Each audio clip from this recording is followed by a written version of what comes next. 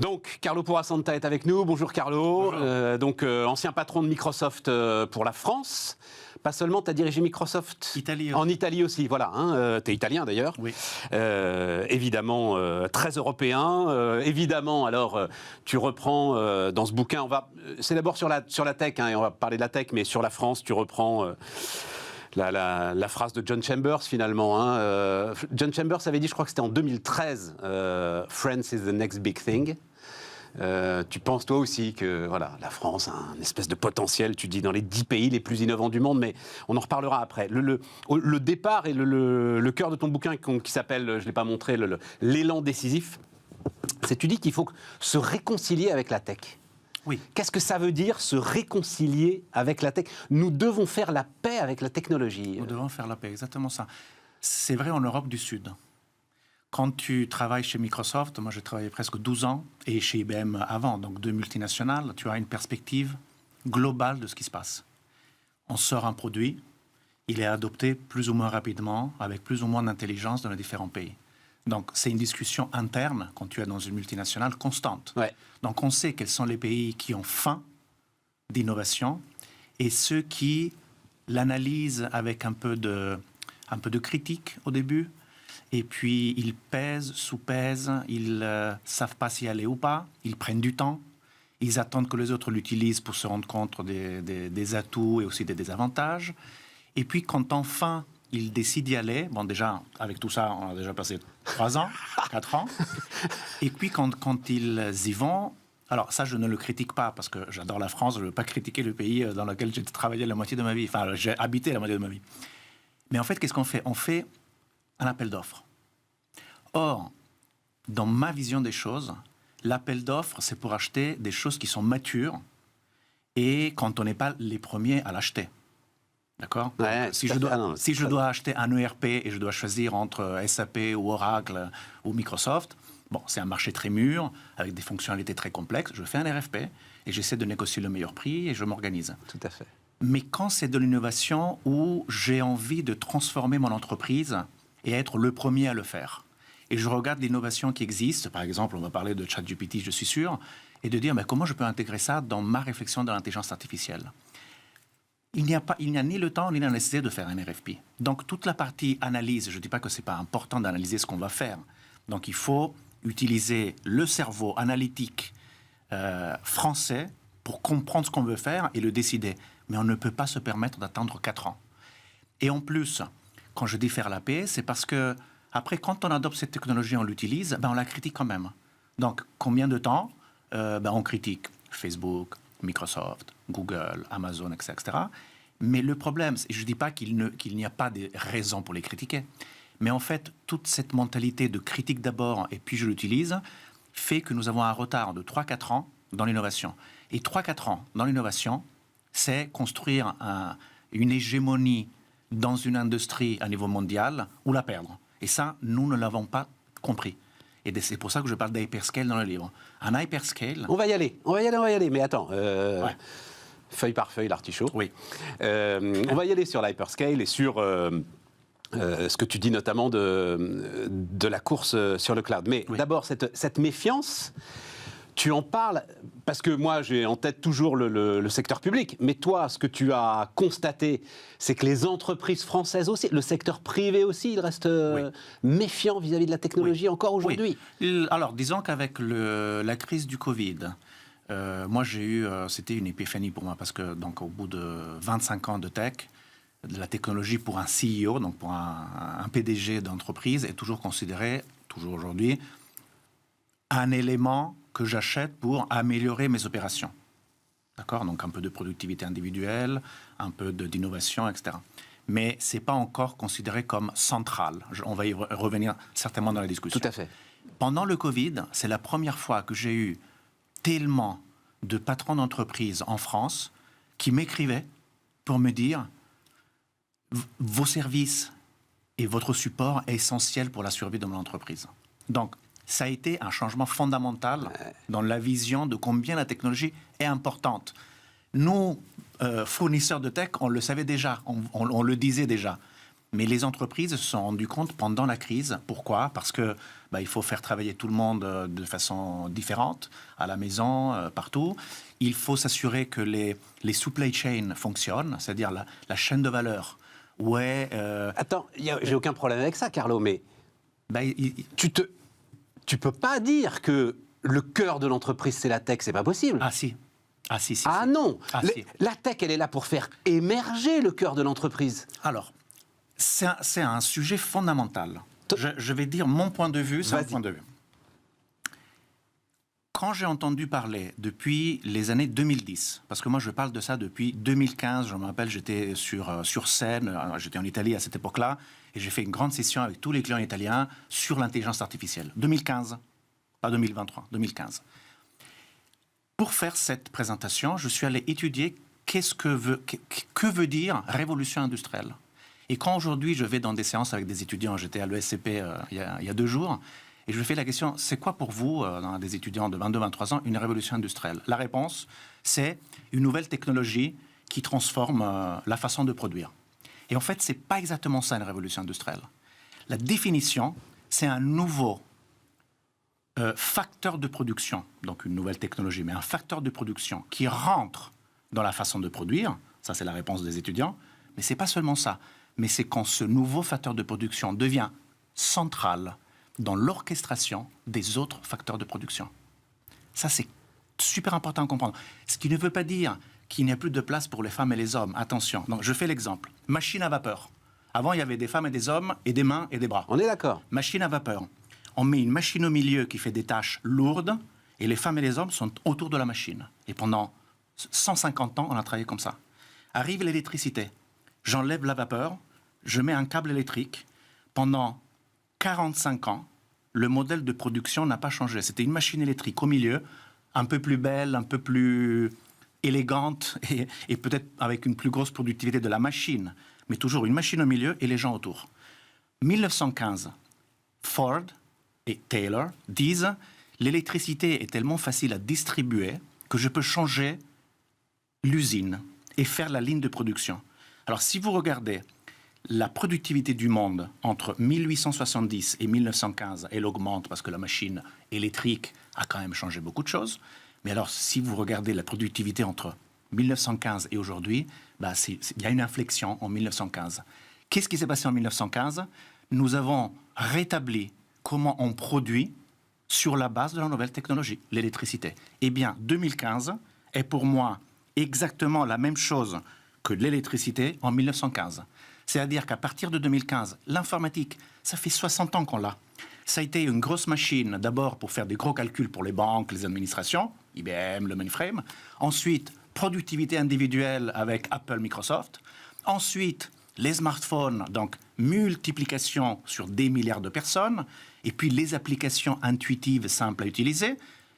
Mais l'intelligence artificielle, grâce à toutes les données que nous donnons à nos devices tous les jours, il y a une telle masse de données aujourd'hui que naît ChatGPT. Oui, mais alors attends, Carlo, parce que... Attends.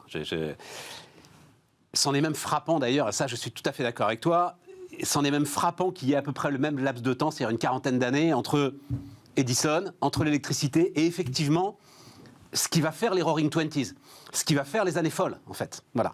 Et de la même façon, c'était une de The Economist, quand nous, on a lancé Bismart, c'est-à-dire sortie du confinement 2020, Roaring Twenties à nouveau, titre The Economist, parce que on en finit avec la fameuse phrase l'informatique est partout sauf dans les statistiques. Ça y est, tout le monde a digéré l'informatique, il est partout. Et bon, est arrivé ce qui est arrivé, qui fait que nous n'aurons peut-être pas ces Roaring Twenties, mais peu importe.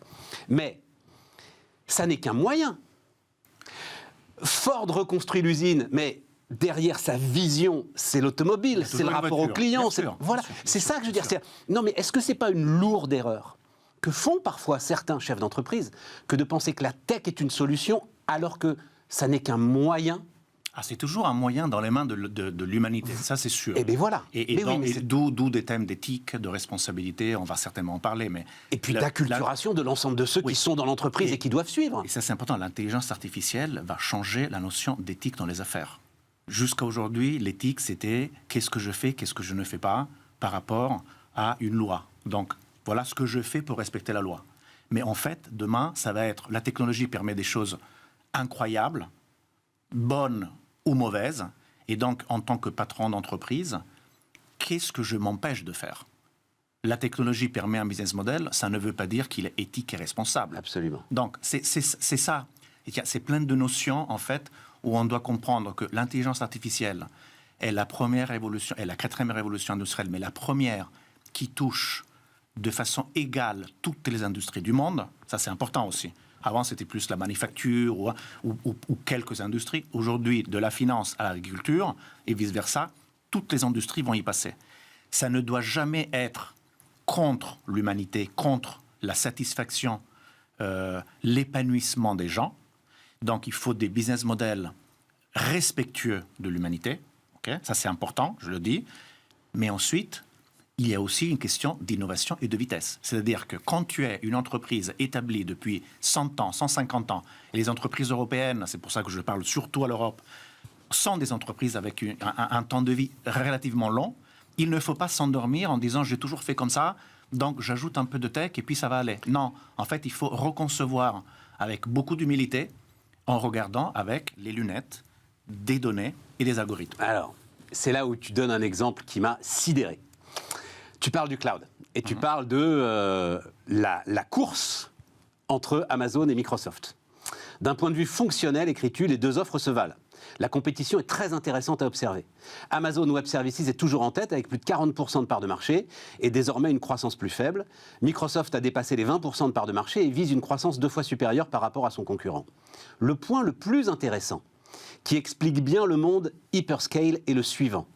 Malgré un investissement gigantesque, 15 années de travail, quand on regarde factuellement la stabilité et le niveau de disponibilité de l'infrastructure, Amazon Web Services possède toujours un avantage compétitif et propose toujours une qualité de service plus élevée que Microsoft. Quelles en sont les raisons ? Les 2 ans d'avance du tout début. Eh oui, c'est l'économie de la Le temps perdu ne se rattrape pas. Ou très difficilement. Ça peut se rattraper parce que personne n'est infaillible. Donc Amazon un jour peut-être va ralentir un petit peu et puis d'autres vont augmenter. C'est pas forcément Microsoft, ça peut être Google ou quelqu'un d'autre. Mais c'est sûr, 2 ans d'avantage dans le monde hyperscale, data, algorithme, de l'intelligence artificielle, c'est un monde où même 1 an d'avance crée une barrière, enfin un avantage compétitif et des barrières à l'entrée. Regarde ce qui s'est passé. TikTok, c'est pas américain. Mais justement, c'est une forme de contre-exemple. J'allais te parler de ChatGPT, on y viendra, mais vas-y avec TikTok. Dis-moi avec TikTok. TikTok, tout à coup, du jour au lendemain, a bousculé Comme quoi, et a créé la panique même chez Facebook. Exactement. Donc, c'est très intéressant pour plusieurs raisons. Première raison, c'est la rapidité avec laquelle ils ont atteint 1 milliard d'utilisateurs. L'entreprise qui l'a fait le plus vite au monde depuis toujours, en dépassant tous les autres. Ensuite, parce que c'est pas américain, et c'est chinois. D'ailleurs, très intéressant d'observer que maintenant le gouvernement américain est en train de dire TikTok est une menace géopolitique. Donc moi quand je regarde ça, et alors j'ai travaillé avec responsabilité et enthousiasme dans des entreprises américaines, mais je me rends compte aussi de la force géopolitique que les entreprises ont amenée aux États-Unis. Donc je me dis, si les États-Unis réfléchissent comme ça à TikTok, et presque à en vouloir bannir certaines utilisations, par exemple dans l'administration publique, ça veut dire que l'Europe devrait arrêter toutes les offres américaines. Donc, on en parlera, on en dira un mot, Karl. C'est intéressant. Et ensuite, parce en que tout cas, ça veut dire que quoi qu'ils disent, les Américains sont parfaitement conscients de l'influence qu'eux-mêmes ils déploient à travers leurs hyperscalers. Exactement. Mais en tout cas, même une entreprise aussi moderne et déjà en plateforme d'intelligence artificielle comme Facebook se fait surprendre.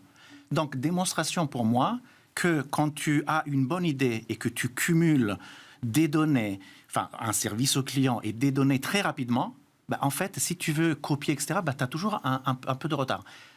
Oui, d'accord. C'est-à-dire, à copier, tu ne rattrapes jamais. En revanche, en prenant un chemin de traverse, là, tu peux tout bouleverser. Revenons peut-être pour expliquer un petit peu l'exemple Microsoft et AWS. Je vais expliquer pourquoi ces 2 années d'avance ont créé cette Vas-y.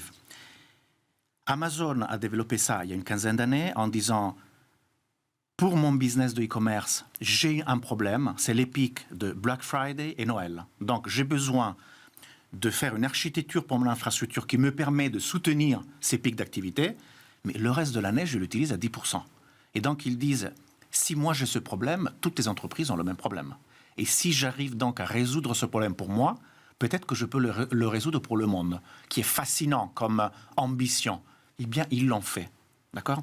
Et donc, ils construisent, ils inventent le modèle du cloud.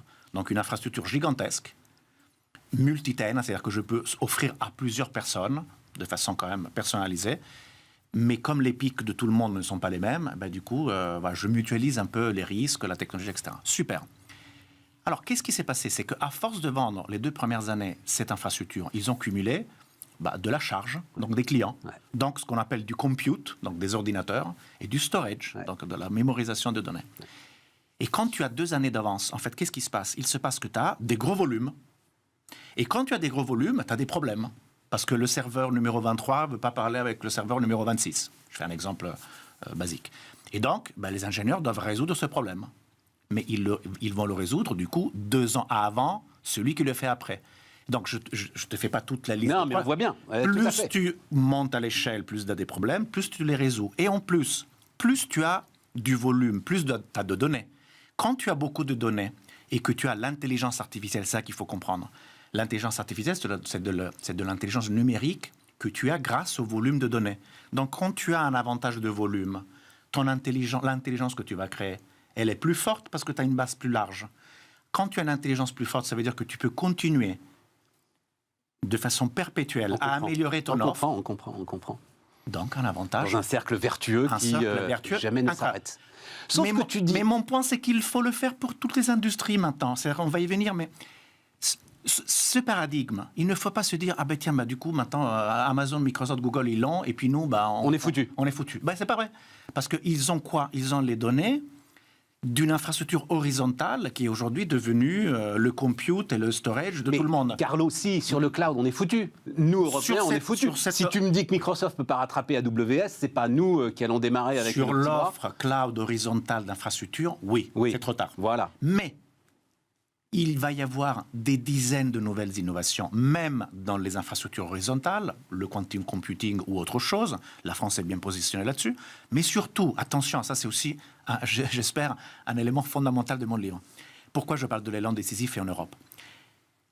La tech ne représente que 4% du PIB du monde. Donc tout ce qu'on vient de dire, c'est fantastique. Ça a une grosse opportunité de transformer tout le reste. Mais aujourd'hui, c'est 4% du PIB. L'énorme opportunité des 10, 20, 30 prochaines années, c'est la digitalisation de 96% du PIB du monde.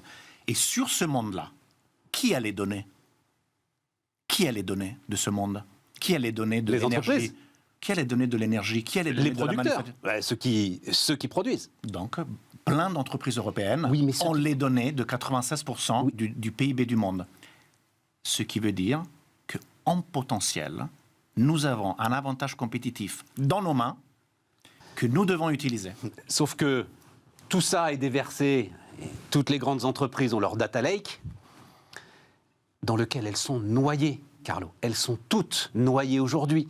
Donc, encore une fois, c'est de la technologie américaine et ChatGPT est quand même une claque et on va en parler. C'est de la technologie américaine qui viendra nous extraire et nous classer ces datas. Ça dépend des choix technologiques que nous faisons. Mais donc, il y a des très belles startups françaises qu'on peut utiliser pour gérer. On a sans arrêt des très belles startups. Après, le problème, c'est l'échelle. Mais ça veut dire, là-dessus, tu es catégorique, parce que j'entends encore, il nous faut un cloud souverain, il nous faut un cloud souverain. Non, arrêtez de dépenser du pognon là-dessus, c'est perdu. Pour moi, c'est complètement inutile. Voilà. Et partez sur le quantique, c'est ça le sujet. Ouais, c'est ça. Quantique et chaîne de valeur industrielle verticale. C'est ça qu'il faut faire. Tu dis, cette 4e révolution industrielle, les barrières à l'entrée sont plus cognitives que financières. Oui. C'est pas une question de pognon. Non. ChatGPT, c'est pas une question de pognon, par exemple. Je sais pas, on lit partout que c'est à peine 100 millions de dollars d'investissement. Au début, c'était une start-up. Voilà. C'est une start-up. Alors, aux États-Unis, ils ont comment dire, les marchés financiers et, si tu veux, la facilité de trouver 1 million, puis 100 millions, puis 1 milliard pour investir dans une boîte, c'est vrai que c'est encore un peu plus facile qu'ici. Ça, c'est vrai. Mais quand je regarde, soyons fiers quand même de ce que nous faisons. Alors, vas-y. Alors, On en a besoin. Venant à la France. On en a besoin. Venant à la France. La France, cette semaine... Elle travaille, tiens, juste parce que je ne suis pas là, l'ensemble de ces plans de relance, par exemple, fonctionne avec des appels d'offres. Hein. Ce avec quoi tu as commencé m'a beaucoup intéressé. Est-ce qu'aujourd'hui, France 2030, mon cher Bruno Bonnel, la moitié, il y a encore des appels d'offres quand même. Hein, avant je ne veux pas non plus éradiquer les appels d'offres, parce que je pense qu'il y a quand même une utilité. Tu devrais dire éradiquons les appels d'offres. Tu nous as très bien expliqué sur que c'est certains sujets, absurdité. moi je pense que d'un point de vue public, il faut repenser politique industrielle, si tu veux, on en discute, parce qu'on oublie toujours que c'est comme si maintenant tout est dans le privé et puis les gouvernements, ils n'ont rien à faire là-dedans. Silicon Valley et Israël ont démontré dans ces deux cas de figure, il est démontrable que c'est une dépense d'un État qui a créé un contexte favorable à l'innovation. On peut y revenir si tu veux. D'un point de vue des entreprises, moi je dis, si on veut faire une innovation disruptive et qui va transformer l'industrie dans laquelle tu es, l'appel d'offres ne sert à rien. En fait, il faut choisir des partenaires et des technologies et il faut courir comme des fous pour le faire. Bon, je t'ai coupé la parole quand tu allais dire du bien de la France. Qu'est-ce que tu voulais dire ? Nous avons un patrimoine de nouvelles start-up, je ne veux même pas en parler de start-up. Le nom start-up, ça fait toujours penser que c'est un peu artisanal, un peu au début. Nous avons des entreprises technologiques en France qui sont phénoménales.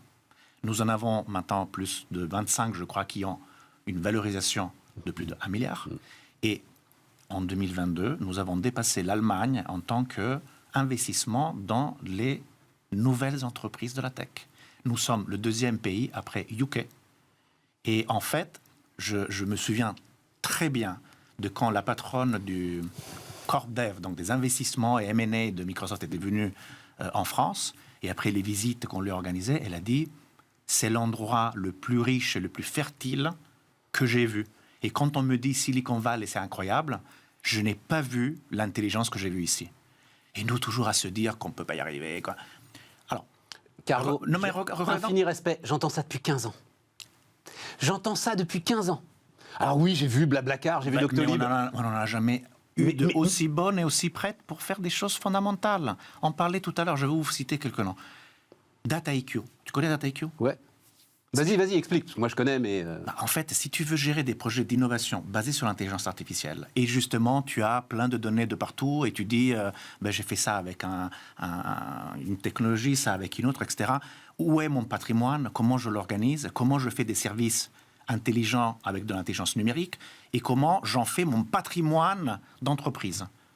C'est ce que fait DataIQ. C'est une entreprise inventée en France, quand même.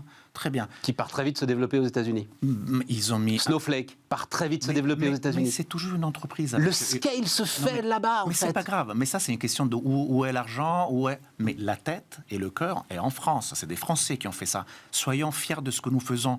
DataIQ, c'est une boîte française. C'est une magnifique boîte française. Alors, si j'étais un client, je dirais, OK, j'ai des technologies existantes. Quelle est ma stratégie pour les 10 prochaines années pour en faire mon pilier central de mon nouveau mode de fonctionnement ? Et je prendrai très probablement une boîte européenne, voire française, pour faire ça. C'est ma recommandation. Et ce qui veut dire que tu peux toujours utiliser du Microsoft, du Google, du Snowflake ou ce que tu veux, mais le cœur, tu le gardes un tout petit peu plus proche de ton cœur. Okay ? Et avec ça, après, foncer sur des projets qui vont transformer l'industrie. Et d'ailleurs, petit dernier point là-dessus, parce que j'y crois d'une façon fondamentale, les États-Unis et la Chine, grâce à 2 modèles de capitalisme d'ailleurs complètement différents, un basé sur l'argent, l'entrepreneuriat et le volume, parce qu'ils ont une ambition mondiale dès qu'ils démarrent un business, et de l'autre côté, parce que centralisés, ils décident qu'ils vont le faire 1, 2, 3... nouveaux business, et ils ont 1,5 milliard de personnes, donc ils arrivent à créer du volume. En Europe, nous, on a une granularité qui est notre force et notre faiblesse. Donc, énergie, tu as 5 entreprises qui sont peut-être dans le top 10 mondial. Absolument. Donc, si on les mettait ensemble, on serait numéro 1, mais on en a 5, et pas une. Ouais. Bon. Alors, chaque entreprise, pour moi, chaque grande entreprise, CAC 40, ou disons, il y a 200 entreprises en France qui ont le potentiel d'être un numéro 1 au monde. Et aujourd'hui, on en a 2 ou 3 qui sont numéro 1 au monde. Il y a LVMH, L'Oréal, Airbus, pour faire simple. Ouais. Un peu AXA aussi. Bon, donc tu en as 3 ou 4. Bon, mais on pourrait en avoir 20, 30. Et puis pour couvrir toutes les on peut. Oui, enfin, je sais pas. Oui, si tu veux, vas-y, va au bout de ton propos, parce que je sais pas. Non, je sais pas où tu veux en venir. Toutes les industries dans lesquelles on peut. Alors, je veux en venir à. Donc, chaque entreprise a la possibilité de devenir ce numéro 1 mondial, mais il a 2 façons de le faire. Soit je le fais seul, ok, mais je dois être alors très précis dans ma façon de viser, très méticuleux dans l'innovation. Et très bold, très aventureux dans l'investissement que je fais. Mais ça peut réussir, j'en suis convaincu. Mais alors, il y a un autre moyen, à mon avis, plus malin et moins risqué. Je prends les 5 entreprises de l'énergie que je disais tout à l'heure. 5 européennes. Très bien. Peut-être avec un peu d'imagination aussi de notre Union européenne pour faciliter tout ça. Mais admettons, 5 entreprises européennes. Toutes les 5 ont une base client inouïe. Des données à non plus finir. Et d'ailleurs, elles sont un peu en concurrence, mais pas tant que ça, en fait, parce qu'elles sont toutes quand même très établies. Alors, pour ce qui concerne l'innovation technologique... Tu veux qu'elles les partagent, l'ensemble de ces données ? Eh oui. Mais qu'est-ce que tu fais de la concurrence, Carlo ? Qu'est-ce que tu fais de... ce dont je voulais qu'on parle aussi, c'est-à-dire... Qu'est-ce qui empêche de créer une nouvelle boîte qui s'appelle Énergie XXX et qui est une joint venture de 5 entreprises qui mettent des données et des savoir-faire ensemble avec des lois de partage de l'IP, c'est-à-dire de la propriété intellectuelle. C'est tout à fait faisable et c'est leur droit. Et en fait, aujourd'hui, avec ce qu'on appelle confidential computing, tu peux même avoir un pot de données où en fait, tu as les 5 entreprises viennent mettre leurs données. Donc, c'est comme si c'est 5 pots de données dans un gros pot. Et en fait, l'intelligence numérique se fait avec 5 fois plus de volume. Donc, elle est 5 fois plus intelligente que si je la faisais seulement avec une entreprise. Mais par contre, aucun des 5 pots peut regarder qu'est-ce qu'il y a dans l'autre pot. Donc, tu gardes la confidentialité des données. Et avec ce volume, qui du coup serait un volume numéro 1, ben, tu as un avantage compétitif. Et chacun ressort avec son pot de données et une intelligence qui est 5 fois plus forte que s'il l'avait fait tout seul. Et tu peux la réappliquer sur tes données. C'est phénoménal, ce système. C'est phénoménal. Et tu penses que là, tu as de quoi provoquer une rupture ? Et là, il y a de quoi créer des hégémonies qui redonnent de la compétitivité à notre vieux continent européen. On réinvente une industrie. Mais je ne veux pas créer des hégémonies. Moi, l'Amérique, parce que... Attends, parce qu'il faut finir avec ça quand même. C'est la surpuissance, tu dis toi-même d'ailleurs à un moment, c'est un sujet absolument passionnant, on n'a plus le temps d'en parler, mais que certains de ces géants aujourd'hui digitaux peuvent parler d'égal à égal avec les États. Hein. On voit bien Elon Musk, Starlink en Ukraine, etc. On a vu ça, bon, ok. Sauf que quand même, à un moment, si l'État décide stop. Mais justement, l'Amérique se réveille là en disant, mon Dieu, on a laissé croître et se concentrer sans doute beaucoup trop l'ensemble de ces géants. Il faut aujourd'hui commencer à les casser. Ça commence peut-être là avec Google dans l'aspect de la publicité. Tu en doutes, mais n'empêche qu'aujourd'hui, il y a un problème de concurrence aux États-Unis. Ah oui. Et donc, il faut sans doute s'inspirer de beaucoup de choses de ce qu'ils font, mais peut-être pas de ça. Pour moi, c'est pas tant c'est peut-être un peu, oui, un problème de concurrence. J'en parle aussi d'ailleurs. Bien sûr, tu en parles. Il y a besoin d'une régulation plus pointue. La loi, par la nature même de ce que c'est qu'une loi, suit toujours le problème. D'abord un problème, on le comprend, on l'analyse, on met des gens intelligents pour le résoudre et on fait une règle pour le résoudre. Ça prend 10 ans. En moyenne, 5 ans, 10 ans, 15 ans. Regarde ce qui s'est passé ce qui se passe aujourd'hui avec Facebook, Twitter. Tout le monde critique Facebook en disant ils font des choses qu'ils ne devraient pas faire. Les fake news, les algorithmes qui tiennent des enfants plus longtemps sur une application. Bon. Est-ce qu'il y a quelqu'un qui a fait une loi qui dit qu'ils n'ont pas le droit de le faire ? Donc en fait, Facebook opère... Non, je ne pense pas à ça. Je pense... Attends, reviens. Non, je vais te donner exemple précis. Là, aujourd'hui, Microsoft est en train, globalement, d'essayer de prendre le contrôle de ChatGPT. Voilà. Ils ont mis une dizaine de milliards dans l'histoire. Ils essayent. Ils l'ont carrément. Enfin, je sais, parce qu'il y a Peter Thiel en face. Le gars, voilà. Bon, enfin, bref, peu importe. C'est le plus grand touriste. Oui, voilà. Mais tu te rends bien compte que là, tu renforces encore ceux qui sont déjà super forts. C'est là où tu commences à avoir un vrai problème. C'est pour ça que je dis, oui, nous pouvons et nous devons réfléchir à un cadre juridique qui n'arrive pas 15 ans après. Ouais. 15 ans après GPT, le monde est déjà complètement basculé on dans sera le monde. Déjà sur autre chose. Ouais. Donc, il faut qu'on comprenne beaucoup plus vite les business models et il faut qu'on cadre ce que les entreprises peuvent ou ne peuvent pas faire, établir un nouveau cadre de la concurrence dans le monde du numérique. Mon propos était de dire, ce n'est toujours pas le cas. Parce qu'on ne peut pas faire une petite loi une fois de temps en temps et puis critiquer sans arrêt et puis avoir des entreprises qui disent « mais moi je respecte les règles ». Regarde Facebook, Twitter et d'autres. Bon, mais une fois que je dis ça, n'empêche que pourquoi ne pas avoir des hégémonies ? C'est pas pour avoir forcément le numéro 1 et écraser les autres, c'est juste pour avoir un volume d'affaires et un impact sur le monde positif. C'est pas forcément négatif d'avoir un numéro 1 au monde. C'est positif. Tu amènes des produits, des services, et pourquoi pas amener des valeurs européennes. C'est-à-dire que moi, je crois beaucoup au fait que nous avons, d'un point de vue philosophique et valorial, des piliers en Europe sur le respect des gens, sur le respect, sur l'équilibre social. Je ne dis pas qu'on est toujours parfait, parce qu'on peut encore améliorer plein de choses sur l'inclusion, l'égalité, etc. Mais quand même, on a des valeurs. Donc pourquoi ne pas être fier de dire, l'énergie, on veut être numéro 1. Pourquoi pas ? En agriculture, comment on fait l'agriculture de demain ? Moi, j'aimerais bien que l'Europe soit numéro 1 et qu'on puisse exporter des produits. Tu sais que l'agriculture de précision, qui sont des technologies faites par, d'ailleurs, des Européens et des Américains, les plus grands utilisateurs, c'est pas les Européens, c'est les territoires qui ont beaucoup de chaleur, pas beaucoup d'eau, et donc... Bon, Carlo, il faut conclure. Allons-y. Et il faut conclure. Non, mais c'est là que tu le fais. C'est-à-dire, toi, tu es vraiment persuadé, après, comme tu le dis, cette vision globale que tu as eue pendant des dizaines d'années, vraiment persuadé que notre vieux continent a une carte à jouer sur la tech, que c'est la seule carte qu'il doit jouer, et que c'est dans les 10 ans, tu dis, je crois que c'est c'est les 10 prochaines années. C'est les 10 prochaines années, parce que TikTok arrive à être un numéro 1 mondial sur son segment en 2 ans, en 2-3 ans. Ça veut dire que toute entreprise qui vise bien et qui vise fort, en moins de 5 ans, peut avoir une position importante sur l'échiquier compétitif du monde. Et moi, je tiens à que l'Europe fasse la paix avec la technologie, investisse plus et plus rapidement, que l'Union européenne puisse développer des programmes communautaires mais rapide, parce que je le répète, Silicon Valley années 50, c'est une dépense du ministère de la Défense qui a fait qu'il y avait beaucoup d'argent, il y avait 2 universités avec des talents, et les boîtes de tech se sont mises à San Francisco. Pour ça, c'est pas la tech qui a commencé à San Francisco, c'est l'État qui a investi.